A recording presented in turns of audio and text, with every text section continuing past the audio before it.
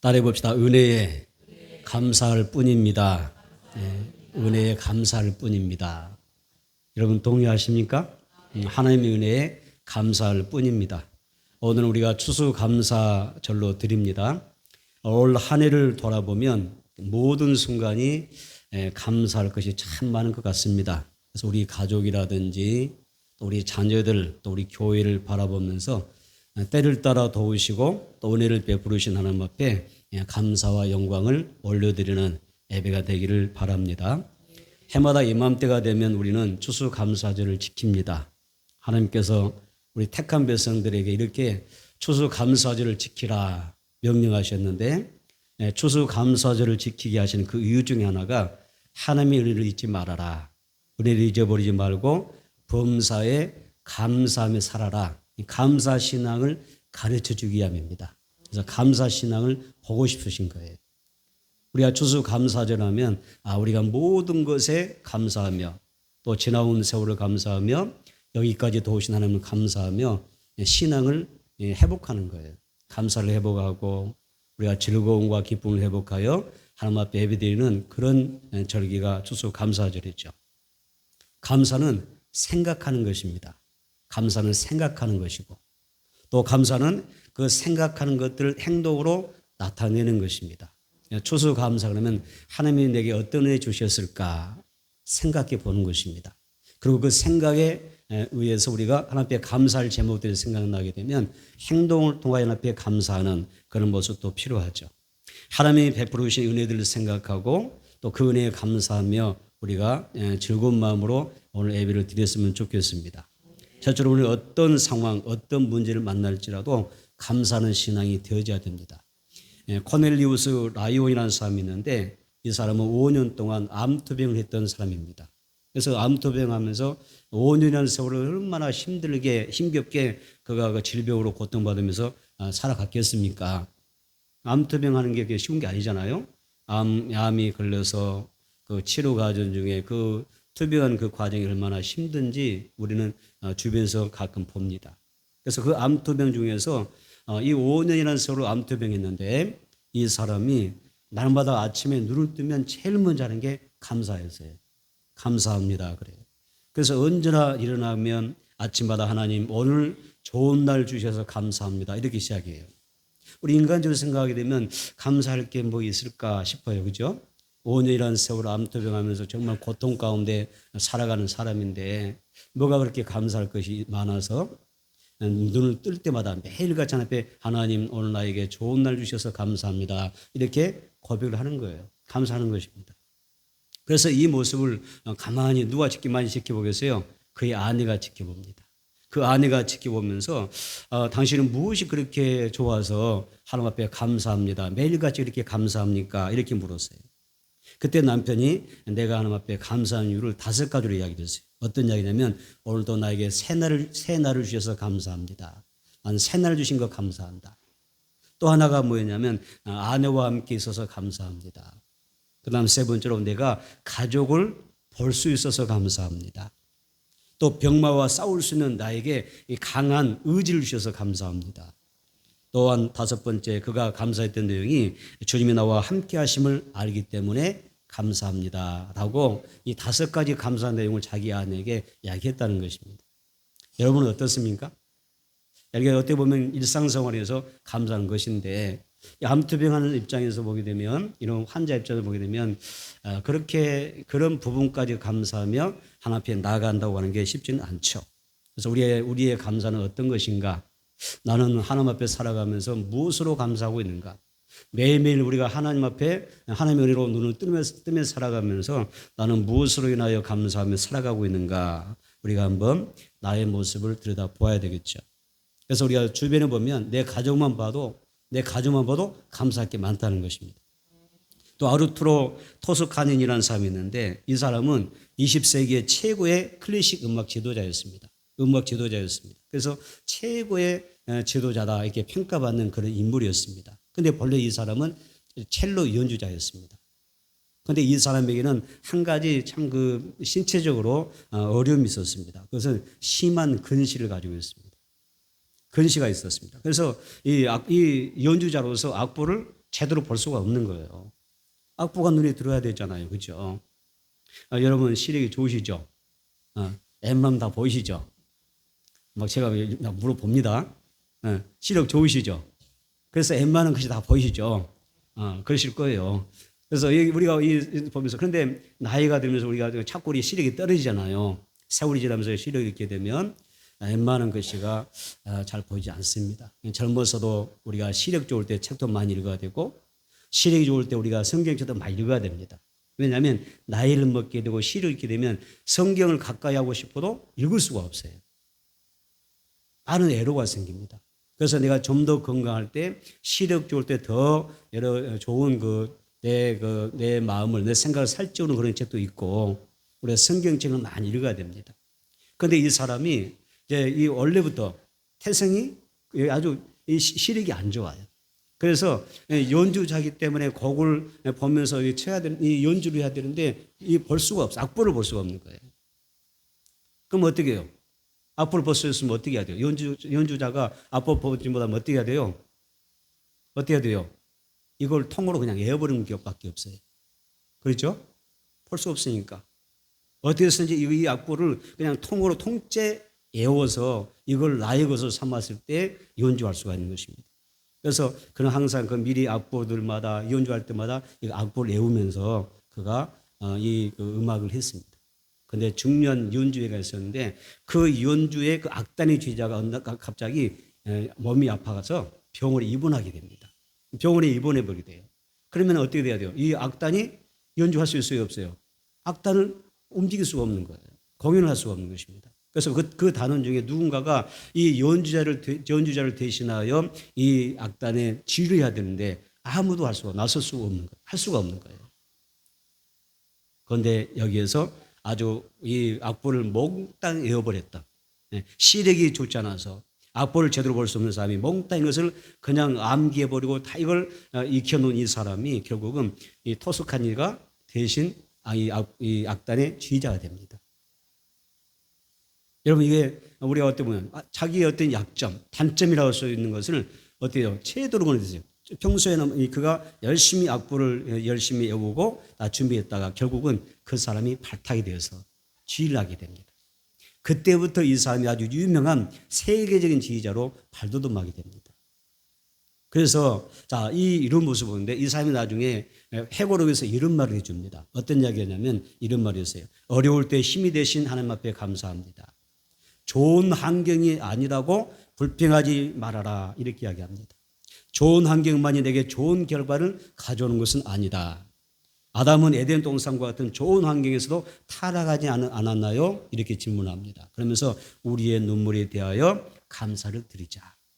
눈물 있는 것으로 내가 하나님을 바라볼 때 더 똑똑하게 하나님을 볼 수가 있습니다. 이런 이야기를 합니다. 하나님은 우리가 어려울 때일수록 우리에게 더 가까이 다가오셔서 우리를 보호해주시고 힘이 되어주십니다. 때로는 살다 보면 내게 약점이 될 수가 있고 단점이 될 수가 있고 나는 정말 이 부분에서 자신이 없어 하는 그런 부분도 있는데 다른 사람보다 더 나약하고 부족하고 더 없어 보이는 그런 상황이 될지라도 내가 하나님 앞에 어때요? 깨어서 나아가면 감사하며 나가다 보면 더 좋은 결과를 가져온다는 것입니다. 그래서 여러분도 우리가 살면서 이런 게 있어요. 내가 남모르게 한숨도 짓고 슬퍼도 하고 남모르는 눈물을 흘릴 때가 많이 있습니다.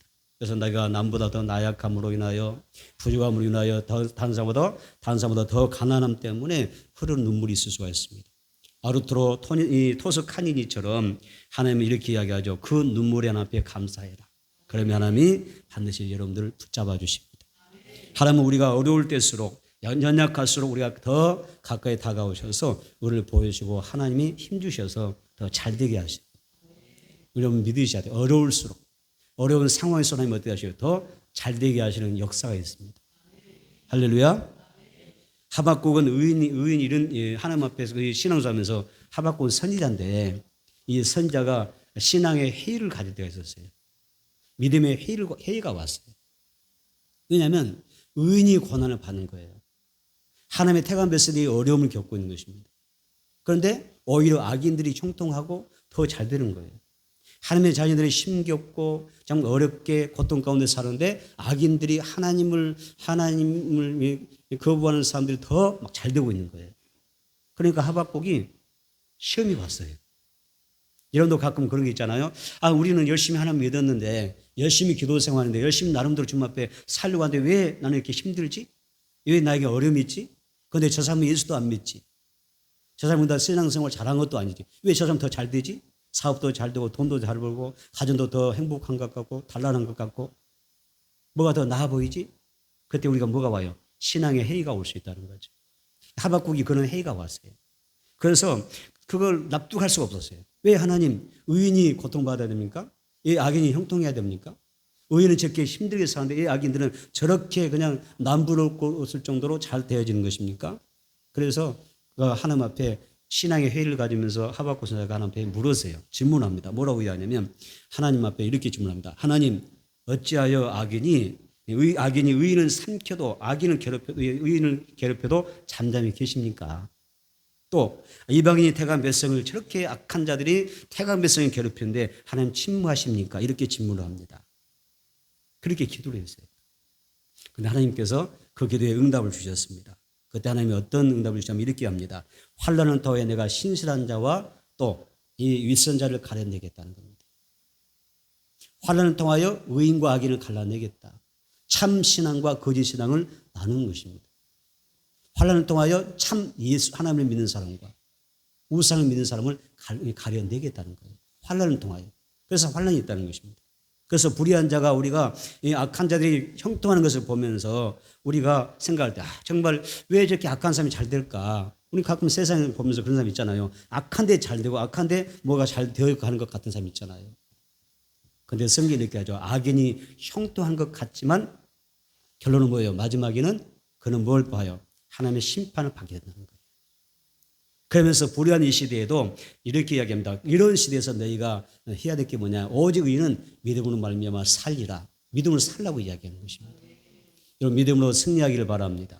어떤 상황에도 여러분들이 믿음으로 사는 그 모습을 하나님은 보고 싶어하는 것입니다. 그래서 하나님이 이 응답을 통하여 다시 믿음을 세웁니다. 그래서 크게 기뻐하고 즐거워하고 감사한 삶이 되는 것을 볼 수가 있습니다. 오늘 본문의 말씀 보게 되면 그런 것입니다. 그래서 하박국이 오늘 본문에 보면 없을지라도 내게 아무것도 없을지라도 그러잖아요. 여러분 우리가 당장 뭐가 없어봐요. 얼마나 힘듭니까? 없어봐요. 그럼 금방 원망 나고 불평 나고 시험 들잖아요. 그런데 하박국이 오직 의인은 믿음으로 말미암아 살리라 이 응답 받고 나서요. 완전히 바뀌어버립니다. 그리 아니하실지라도 내게 아무것이 없을지라도 나는 하나님으로 하여 즐거워하고 나의 구원이신 하나님으로 인하여 기뻐하리로다. 나는 오직 믿음으로 말미암아 살리라 이렇게 외치는 것입니다. 우리도 불의한 세상을 바라보면서 또 고민하고 갈등할 때가 참 많습니다. 불공정하다, 또 불평하다, 이 불평등하다 이런 말 하지 않습니까? 하나님을 믿지 않고 교만하고 포악한 자들이 형통하는 것을 종종 보죠. 그런데 하나님을 잘 믿고 신실하게 기도하며 하나님을 섬기는 그런 주의 백성들이 고난 가운데 또 어려움 가운데 살아가는 경우가 많습니다. 그래서 우리는 주의 백성들이 왜 내가 이렇게 살아야 되는지 내가 이 고난 속에서 왜 내가 이렇게 살아가는지 원망하고 불평하게 되어 있습니다. 그런데 하나님은요. 태강 백성들에게 오는 고난은 반드시 뜻이 있습니다. 섭리가 있습니다. 할렐루야. 하나님 앞에 내가 어떤 하나님의 자녀로서 내가 이러면 하나님 자녀 맞으시죠? 구원받은 주의 백성이죠. 그럼 내가 어떤 어려움이 오면 여러분들이 생각하셔야 돼요. 아, 내게 이런 고난이 올까? 하나님의 선하신 뜻이 있겠구나. 하나님의 또 다른 더 좋은 계획을 지금 세우고 계시는구나. 이걸 여러분들이 믿음으로 바라봐야 되죠. 하나님은 하박국 2장 4절 하반절에서 의인은 믿음으로 말미암아 의인은 그의 믿음으로 말미암아 살리라고 말씀하셨어요. 그래서 중요한 것은 내 삶의 모든 현실이 내가 잘 이해가 안 될지라도 나를 위해서 세일을 행하시는 그 하나님 전적으로 신뢰하고 믿는 자세가 필요한 것입니다. 하나님께서 반드시 의인을 징벌하시고 또 하나님을 신뢰하며 기다리는 자에게는 반드시 형통하는 때, 또 하박국에서 강조하는 단어 중에 하나가 부흥의 때가 온다는 이야기예요. 내가 너에게 부흥을 주리라. 내 심령이 부흥이 나게 되고 내 가정이 부흥이 나게 되고 아멘. 우리 교회 부흥이 나게 된 거죠. 그래서 영이 살고 육체가 강건해지고 범사가 잘 되고 아멘. 내 삶이 더욱더 열려지는 형통한 역사가 일어나게 되는 거예요. 그래서 오직 의인의 믿음으로 살아갈 때 부흥의 때가 온다 그랬어요. 여러분의 가정에도 부흥의 때가 올 거예요. 펼칠 줄 믿습니다. 말씀을 아멘으로 받으세요. 붕의 때가 올 때, 하나님의 말씀이 내게 임할 때 내 가정에 놀라운 산 역사가 있게 될 거예요. 여러분, 우리가 힘든 여정을 살아가면서도 하나님께 감사해야 되는 이유가 여기 있는 것입니다. 하나님은 이 하박국 응답 속에서 악인이 망하고 또 반드시 의인은 믿음으로 말미암아 승리한다, 부흥한다고 믿게 됩니다. 따라서 모든 것을 합력하여 선을 이루신 그 하나님을 믿음으로 인하여 감사하게 되는 것을 볼 수가 있습니다. 그는 하박국 3장 18절에서 하나님을 향한 신뢰와 확신으로 이렇게 외치고 있습니다. 한번 보겠습니다. 뭐라고 외쳤어요? 하박국 3장 18절 시작. 나는 여호와로 말미암아 즐거워하며 나의 구원의 하나님으로 말미암아 기뻐하리로다. 아멘. 이 말씀이 이 한 주간 임하기를 바랍니다. 또 이 하늘 살아갈 때 이 말씀이 여러분 속에서 역사이 나길 바랍니다. 다른 감사 조건이 아니라 하나님 때문에 감사하는 거예요. 하나님의 은혜 때문에 감사하고 하나님의 그 선하신 섭리를 계획하며 생각하면서 우리가 기대하면서 감사하는 것입니다. 여러분, 우리가 하나님 앞에서 이렇게 믿음 안에 사랑이 중요하다. 자, 여기에 보면 뭐라고 했어요? 이 하박국 본문에 보면요, 가장 많이 나오는 단어가 뭐였어요?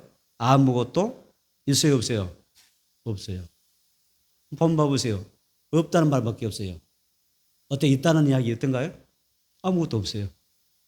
논밭에 채전도 없고 우리의 양떼도 소떼도 없고 내게 있는 거 아무것도 없어요. 아무것도 없어요. 다 빼앗기고 없는 거예요. 노략질 당한 거죠. 그런데 이런 상황에서 하박국은 하나님 앞에 감사합니다. 오늘 우리에게 뭘 이야기하십니까? 그럼에도 불구하고 하나님의 선하신 역사를 기대하며 어떻게? 감사하는 사람. 믿음의 사람이 되라고 말씀하시는 것입니다. 금년 동안 우리는 어떤 사람들은 정말 물질로 힘겨운 삶을 살았을 것입니다. 또 어떤 사람은 건강으로 질병으로 많은 어려움을 겪었을 것입니다. 어떤 사람은 자녀들의 문제로 힘들었을 것이고 어떤 사람은 영적인 문제로 힘들 수도 있습니다. 또 우리가 성령 대망이 할 때 항상 주의할 게 뭐냐면 이런 것입니다. 우리가 기도 많이 하잖아요. 대만에서 은혜 많이 받잖아요. 그러면 항상 쓰나미가 옵니다. 그럼 우리가 어떻게 해야 돼요? 지켜야 돼요. 지켜야 돼요. 영적으로 깨달아야 돼요. 우리가 은혜 받은 만큼 성령 충만한 만큼 뭐가 와요? 사탄이 시험에 보는 거예요.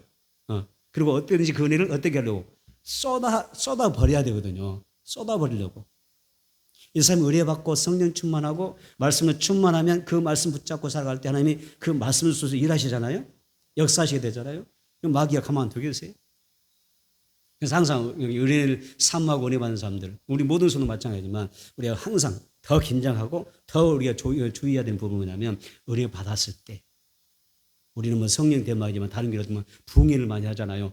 항상 그 시험은 부흥회 끝나고 나면 시험이 와요. 아시죠? 또 대망이 끝나고 나면 시험이 올 수 있어요. 그 단계를 여러분들이 극복하셔야 돼요. 이것은 당연히 오는 거예요. 그 단계를 뛰어넘으면 올라가는 거예요. 우리가 계단을 올라가도 그러잖아요. 쭉 올라가면 어느 순간에 다리가 뻣뻣하다, 무릎이 아프다, 좀 쉬었다 가자 그럴 수 있잖아요. 어떤 사람은 올라가다 또 내려가는 사람이 있어요. 아이고 너무 힘들어. 제가 아주 오래전에 우리 지방에서 교육자에서 저 제주도 한라산 등반한 적이 있는데 야, 이거 한라산 아무나 한 게 아니에요. 젊을 때 한라산 등반도 해요. 그때마다 저 굉장히 젊었거든요. 그래서 올라갈 때는 진짜 생전 그 등산 그렇게 많이 안 해본 사람인데 갔어요. 나보다 더 나이 든 분도 올라갔는데 내가 가오가 있지. 그러다 좀 더 젊은 사람이 안 올라가면 얼마나 그냥 창피해요. 그래서 막 버티고 갔어. 막 끙끙 앓으면서 올라갔는데 끝까지 올라갔어요. 야, 내려올 때는 진짜 힘들더라고요. 올라갈 때는 올라갔는데 내려올 때는 무릎이 그냥 다리가 어떻게 돼요?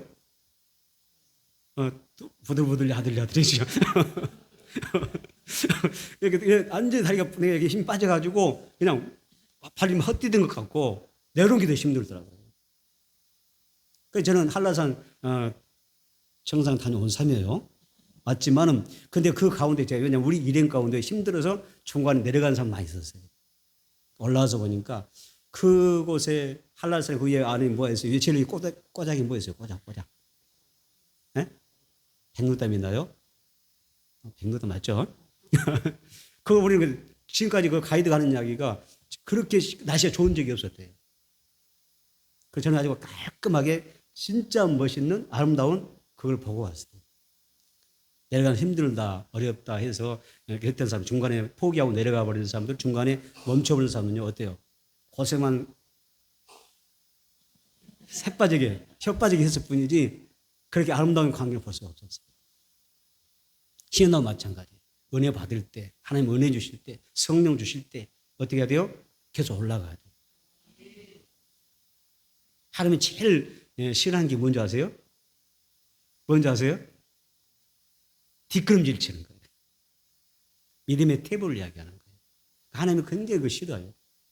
우리는 힘들면 그 자리에 멈췄을지라도 어떻게 잠깐 쉬었다가도 앞으로 전진해야 돼요. 하나님은 그런 신앙을 하셔요. 뒤로 물러가는 사람은 침륜에 빠진다 그래요. 침륜은 다르게 말하면 멸망이라는 뜻이에요. 신앙은 전진이지 절대 후퇴하면 안 돼요. 여기까지 오면 한 계단 올라갔으면 거기를 지키세요. 그 자리를 사수하시고 좀 더 힘내서 한 개 더 올라가세요. 또 다른 하나님의 세계가 보일 거예요. 축복이 많을 거예요. 그런데 힘들다 해서 쉽게 포기해버리고 그냥 내려가 버리면요. 진짜 안위감만 못해요. 여러분, 우리가 하나님 앞에 감사 생활도 마찬가지. 어려운 일이 있었을 때 우리는 분명히 기억해야 돼요. 하나님 어려운 가운데도 하나님은 내게 선한 일을 기획하고 계시다. 더 좋은 일이 나를 기다리고 있다. 그래서 로마서 8장 28절에 보니까 우리가 알거니와 하나님을 사랑하는 자 곧 그의 뜻대로 부르심을 입은 자들에게는 모든 것이 합력하여 선을 이룬다. 이게 우리가 믿는 믿음의 자세예요. 우리 하나님 앞에 감사할 수 있는 이유는 하나님은 모든 것을 합력하여 선을 이루시는 분이라는 것입니다. 그래서 우리 여러분 앞에 문제가 있습니까? 또 마음에 어떤 근심과 걱정과 눈물, 어떤 슬픔이 있습니까? 그런 것이 차오릅니까? 그런 현실과 상황과 어떤 문제도 있었을 때 이것을 뛰어넘는 자세가 필요해요. 믿음으로 올라가는 게 중요해요. 믿음은 그렇게 하는 겁니다. 야고보서 1장 2절 3절 이런 말씀이 있습니다. 내 형제들아 너희가 여러 가지 시험을 당하거든 온전히 기쁘게 여기라. 이런 너희 믿음의 시련이 인내를 만들어내는 줄 너희가 알미라. 이런 말씀하십니다. 모든 것이 합력하여 선을 이루시는 하나님의 은혜와 축복을 경험한 삶은 믿음의 사람들이 받는 것입니다. 오늘 이 예배 가운데 여러분들의 믿음이 더 견고해지고 더 성숙해지기를 축복합니다. 두 번째는 지금까지 베푸르신 은혜에 감사할 줄 알아야 됩니다. 찬송가 중에 지금까지 지내온 것 주의 크신 은혜라. 얼마나 좋은 가사인지 몰라요. 오늘 제가 특별히 연주하려고 뺐어요. 제가 이제 악기를 좀 배웠는데 몇 개월 되지 않아요.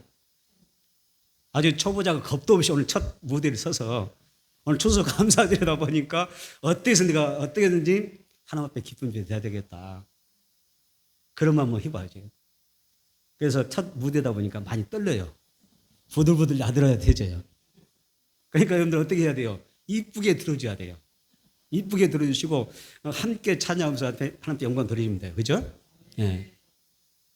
참 제가 지금 굉장히 그랬어요. 그래서 있는데 지금까지 하려고 하다가 오늘 우리 추수 감사절에 우리 주일학교나 중고등부에서 축하 공연도 좀 하고 제가 좀 게다 좀 한 가지 곡을 한번 해서 연주 한번 해보면 어떨까 했더니 다 빠져버리고 지금 나만 남았어요. 그래서 하게 되는데 지금까지 지낸 것 주의 크신 은혜다. 이것이 굉장히 중요한 고백입니다. 여러분이 2024년 한 해를 살면서 돌아볼 때 내가 정말 과연 무엇으로 하나님께 감사할 수 있을까? 지금까지 인도하시고 베푸르신 하나님의 은혜가 크지 않습니까? 그걸 생각하면서 감사하는 것입니다. 또 우리가 무엇보다도 세상 가운데 살아가면서 내가 예수를 믿고 내가 하나님의 자녀되어 사는 것도 축복이에요. 자녀된 게 얼마나 감사해요? 맞습니다. 하나님의 자녀된 것이 너무나 감사합니다. 그 하나만으로도 감사해야 돼 사실은. 그렇죠. 또 내가 지금 죽어도 우리는 어디 가요? 천국에 들어갈 수 있는 천국의 시민권을 주님 앞에 받았기 때문에 감사할 수가 있어요. 우리 이 세상 잠깐이잖아요. 천국은 영원하잖아요. 내가 천국 시민으로 내가 어느 이 자리에서 죽어도 천국에서 영원히 살 수 있다고 한번 생각해 보세요. 얼마나 감사한 이야기입니까? 또 지금 이 자리에서 내가 건강한 모습으로 하나님을 예배할 수가 있고 또 내가 하나님 앞에 이 영광 들 수 있는 거 이런 환경을 주신 하나님 앞에 감사해야 됩니다. 감사할 게 너무 많습니다. 금년 또 우리가 열심히 하나님 예배하며 내가 이렇게 살아온 것만 해도 너무 감사해요. 어떤 사람은 예배 드리고 싶은데 못 오잖아요. 나도 성도들과 함께 교제하고 싶은데 못 와요. 교회에 나와서 함께 이렇게 모여서 예배 드리고 싶은데 못 와요. 왜? 건강이 허락하지 않아. 형편이 허락하지 않아. 그래서 막 그리워하더라고. 제가 한 번씩 가서 신방을 하게 되면 막 이렇게 나도 교회 가고 싶은데 함께 성도들과 교제도 하고 싶고 만나보고도 싶고 하나님 예배하고 싶은데 이제는 교회를 못 나오는 거예요. 그분들을 하나님께서 이루어 주시고 하늘의 소마로 가득가득 채워주시는 은혜가 또 성령의 이루가 함께하기를 원하고 또 여러분 이렇게 하나님 앞에 나와서 건강하게 예배드리면서 살 수 있다고 하는 거 이 자체 하나만 가지고도 우리가 하나님 앞에 감사할 수가 있는 것입니다. 함께 예배하고 함께 찬송하고 함께 기도할 수 있는 성도들을 주신 것을 감사해야 됩니다. 내게 건강 주신 것 감사, 또 직장 주신 것도 감사하며 내게 사업할 수 있는 은혜 주신 것도 감사해야 돼요. 저도 개인적으로 올해 참 어려운 일이 많이 있었어요. 자녀들 때문에 정말 어려움도 있었고 여러 가지 고민이 많았어요. 건강의 어려움도 있었습니다. 그런데 돌이켜보면 감사할 것밖에 없어요. 정말 저는 감사해요. 그래서 오늘 말씀의 제목 또 제가 제 자신을 놓고 생각하면서 말씀의 제목을 정했던 거예요. 뭐라고 오늘 말씀의 제목이 뭐였어요? 주보 잘 보셨죠? 뭐라고 나왔어요? 은혜에 감사할 뿐입니다. 이 고백밖에 없더라고요. 주님 주신 은혜 저 감사합니다. 내 자녀들 인하여 감사하고 내 모든 환경을 놓고 볼 때 감사할 것밖에 없다. 저는 그렇게 고백하면서 오늘 수수감사예배를 드립니다. 여러분도 그렇게 귀한 예배가 되어지기를 축복합니다. 그래서 우리가 하나님이 건강 주시고 매 순간마다 더 잘되게 하시는 은혜가 함께할 것입니다. 존 헨리 박사라는 사람이 있어요. 존 헨리라는 사람이 있는데 이 사람이 감사를 이렇게 이야기했습니다. 뭐라 하냐면 감사는 최고의 항암제래요. 감사가 뭐라고요? 최고의 항암제, 암을 치료하는 항암제. 최고의 항암제다. 또 뭐라고 이야기하냐면 이 감사는 해독제라고 그랬어요. 내 몸의 모든 독소를 빠져나가게 하는 해독제. 감사. 또 감사가 뭐라고 하냐면 감사는 방부제라고 했어요. 나의 모든 육신과 내 영을 썩게 만드는, 썩지 않도록 막아주는 방부제라는 거예요. 이래서 그걸 박사인가 봐요. 그래서 존 헨리 박사라고 그러잖아요. 아무나 박사 되는 거 아니잖아요. 존 헨리 박사. 자, 감사가 뭐라고요? 감사가 최고의 항암제요. 또 최고의 빨리 방부제 세 번째 나온 거예요. 방부제. 그다음에 또 두 번째 뭐였어요? 해독제. 금방 지났는데 금방 잊어버리잖아요. 다시 한번 좋으니까. 자, 감사가 뭐라고요? 감사가 최고의 항암제, 해독제, 방부제라 그랬잖아요. 감사만 잘해도요, 여러분 복을 받습니다. 그래서 여러분 몸이 불편해도 감사, 아파도 감사하면 어려운 일만 넣어도 감사해야 됩니다. 나를 힘들게 하는 사람도 있어도 감사해야 됩니다. 가진 게 없어도 감사하고 있어도 감사해야 됩니다. 그래서 본문의 이 주인공 하박국은요 그렇게 살았어요. 감사하면서 살았어요. 또 독일의 신학자 본 헤퍼라는 사람인데 이런 이야기를 합니다. 따습니다. 감사를 통해서 부해진다. 하나님이 감사한 자에 복을 주신대요. 자꾸 입에서 막 원망 불평하면요 하나님 주신 복 다 털어버려요. 복 주시면 하나님 복 필요 없습니다. 털털 털고 있는 거예요. 감사하지 마시고. 그래서 어려움 속에서 감사가 넘친 사람은 복을 받을 것이고 하나님 앞에 진정한 행복자가 될 수가 있습니다. 은혜에 감사할 뿐입니다. 지금까지 베푸신 은혜에 감사하시기를 바랍니다.